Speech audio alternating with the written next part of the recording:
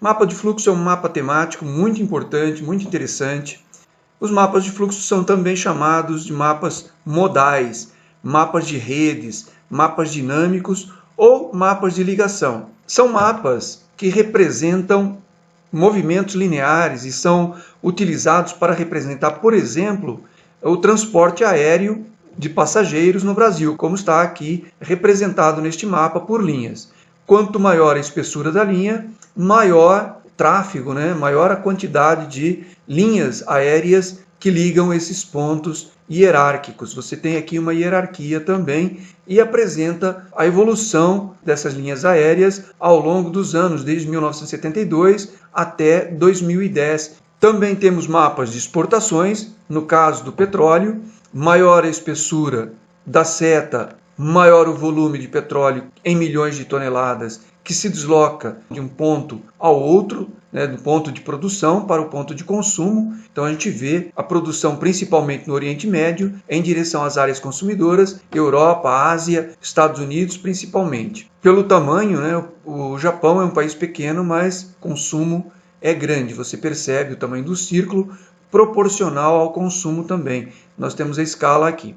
E as correntes, que podem ser tanto a nível social, como apresentadas nesse mapa, onde nós temos os principais destinos de brasileiros residentes no exterior, como também correntes marítimas, a nível físico, como as correntes marítimas que estão sendo representadas aqui. Temos ainda rotas de navegação. Aqui no Oceano Atlântico a gente percebe que é com certeza o oceano mais navegado do mundo. Esse tipo de mapa é também utilizado em cartografia histórica. Nós percebemos aqui as ofensivas, o deslocamento de tropas aliadas na Segunda Guerra Mundial. Este tipo de mapas servem para representar as relações, são sempre relações de um ponto de origem para um ponto de destino e envolvem sempre unidade espacial, podendo representar mapas com diferentes níveis. Nós temos aqui nível nominal ou qualitativo, representado sempre por cores distintas. Aqui é só um exemplo. Ordinal ou hierárquico, existe uma importância, primeiro, segundo, terceiro,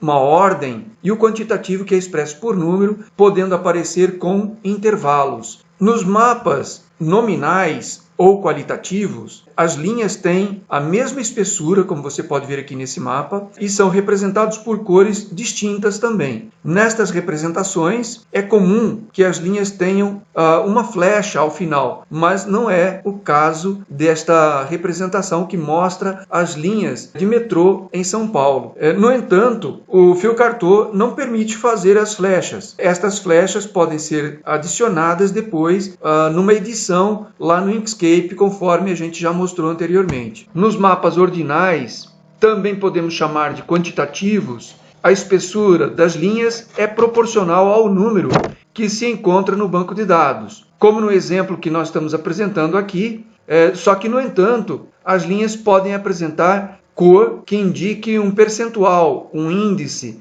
uma taxa. Então, no caso dos mapas quantitativos, a grossura da linha está relacionada à quantidade a ser representada. Linhas mais grossas, maior quantidade, maior número lá no banco de dados. E a legenda geralmente apresenta esses valores para a gente poder entender qual espessura corresponde a que valor. Os tipos de mapas quantitativos podem ser radiais, em rede ou por distribuição. Também se pode utilizar cores para diferenciar o tipo de ligação de cada uma dessas relações, dependendo dos dados a representar. Este tipo de mapa ou estes tipos de mapas são úteis para interpretar relações entre as unidades espaciais. Se a relação for muito densa, isso ficará mais difícil de fazer e poderá comprometer a proposta do mapa. Então, se tiver muitas linhas, fica mais complicado da gente ter uma diferença, a gente perceber uma diferença, como acontece, por exemplo, deixa eu te mostrar. Aqui nós temos um exemplo de muitas linhas sobrepostas,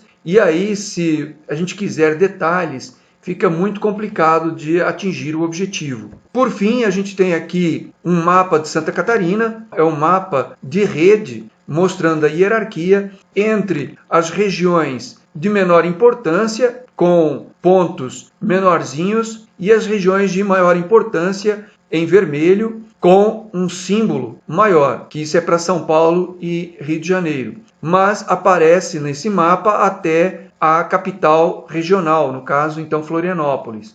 Então temos uma ordem do menor para o maior em termos de importância. Na próxima aula, a gente vai bolar aqui um jeito de você poder fazer um mapa de fluxo no Fio Cartô. Até lá, te vejo na próxima aula.